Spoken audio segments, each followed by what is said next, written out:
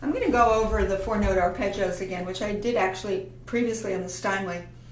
And I've devised this little exercise. First of all, the student needs to know in the 4-note arpeggio what the fingering is. They have to be very sure that it's in the palm of their hand. They're not squeezing 5 or 1, they're not squeezing their hand, but they're imagining they're hanging their arm and making a soft landing into the 4-note chord and make it beautiful, because you want to have this sound image of what you want. Your hands are 2 octaves apart. So you have first a root position, a first inversion, a second inversion, back to root position, first inversion, second root. And you can go all the way up to here if you start here.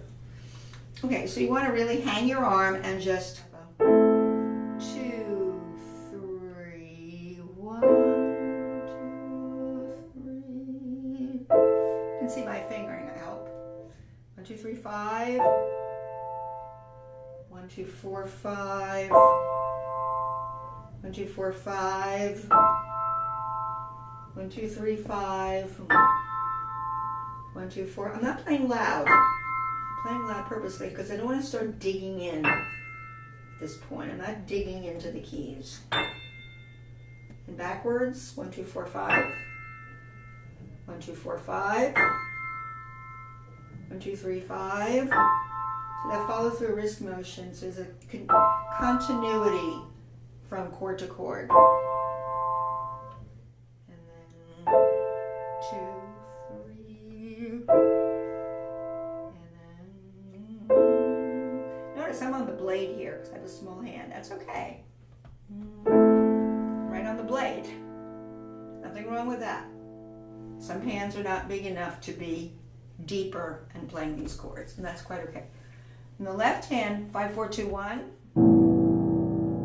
5, 4, 2, 1. 5, 3, 2, 1, second inversion.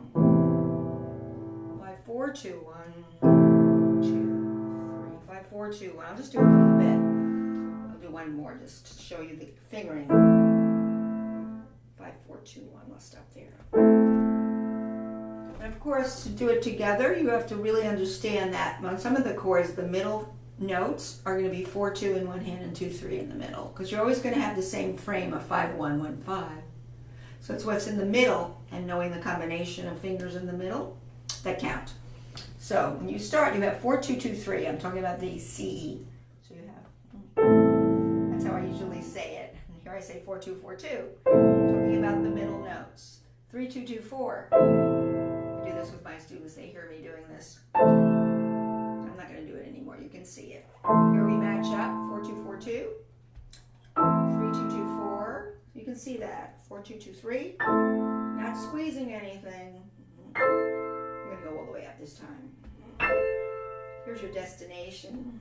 It's a little bit more there. And you come back down. So you can see what match up. The 2, 4, 2, 4s here. The 4, 2, 2, 3. 3, 2, 2, 4. Match up. 2, 4, 4, 2 or 4, 2, 4, 2, however you want to say it. So you can see what I'm doing. And I'm so relaxed that nothing hurts. There's no pain here. Pain is not gain. You don't want pain when you play these. Now here's my little prep that I do. Now the ultimate goal is to do this. Roll. Long lines all the way there.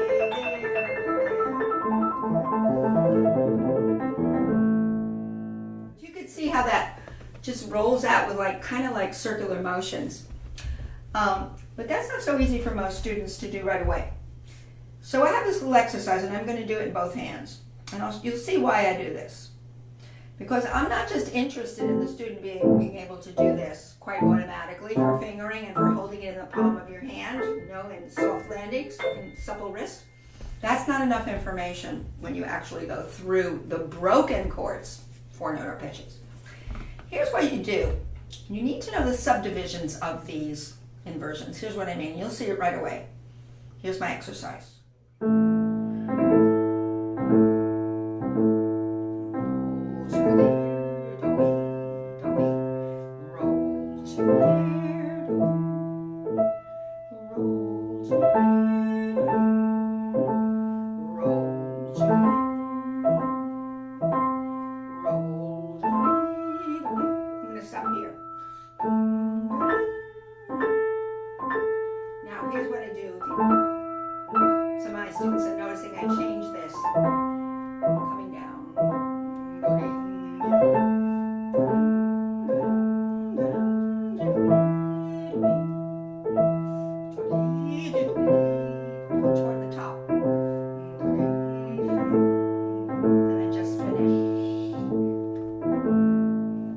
do these subdivisions and I rock my hand back and forth, it's because sometimes you're going to have a sixth between the 5 and 1 in the course of the unfolding of the arpeggio, and sometimes you're going to have a fifth. Let's just see why. So we have rock the sixth, C to A is a sixth. Now another sixth, the E to the C, going toward the 5. You notice the top note with 5-1, right? Here's the fifth. It's the only fifth between 5 and 1. See why this is important? For spacing, for feel, for tactile memory. It's a wonderful exercise. I devised this myself. I'm not boasting. It was just something I came upon when I kind of experimented.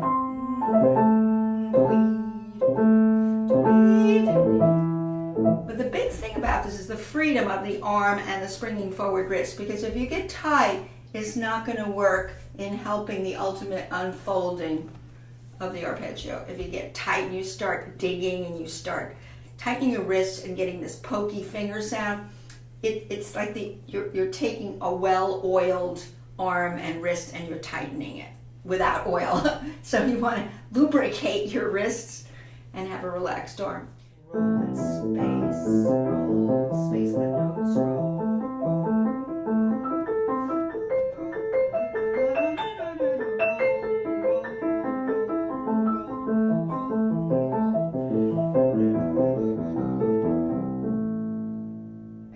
Crescendo, so I start less. Dead weight arms. Decrescendo. Get all the notes. So this is how I do it. Now the students don't go this fast. They're in their learning process. They do all the things that I prep them for, and they can also just do things like in each hand. Say they don't complicate their life. First they can do. But the new thing they know is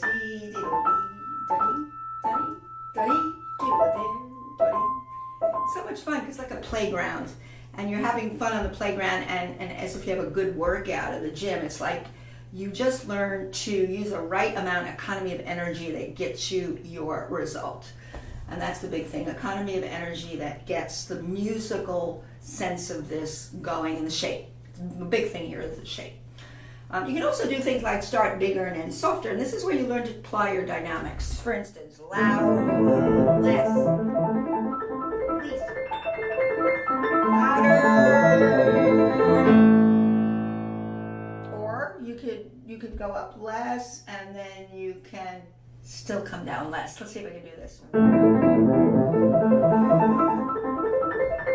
Stay soft.